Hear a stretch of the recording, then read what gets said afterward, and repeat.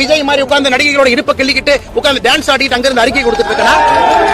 நாடகம் ஆடுறதை விட்டுட்டு மேல் நடவடிக்கை எடுங்கன்னு டிவிக்கு அறிக்கை விட்டுருக்காங்க. இந்த டாஸ்மாக் விவகாரத்துல டிவிக்கு முதல்ல வர சொல்லுங்க. ஸ்கூல் பசங்க மாதிரி உட்கார்ந்து பாலிடிக்ஸ் பண்றாங்க. டிவிக்கு என்ன சினிமா ஷூட்டிங்ல இருந்து அரசியல் பண்ணுவாங்களா?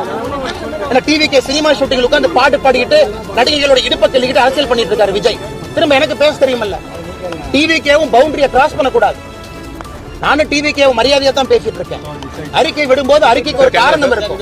நான் என்ன விஜய் மாதிரி உட்கார்ந்து நடிகைகளோட இருப்ப கிள்ளிக்கிட்டு உட்கார்ந்து டான்ஸ் ஆடிட்டு அங்க இருந்து அறிக்கை கொடுத்துட்டு இருக்கேன். நான் களத்திலிருந்து போராடி கொண்டிருக்கின்றேன், களத்திலிருந்து பேசுறேன். இதென்ன ஒர்க் ஃப்ரம் ஹோம் பாலிடிக்ஸா விஜய்க்கு?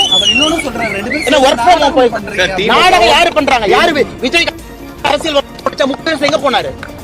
50 வயசுல காலைல புத்தா எழுப்பிவிட்டு நடிகர் விஜய் அரசியலுக்கு வர சொன்னாரா? விஜய் யாரோட பி டீம்?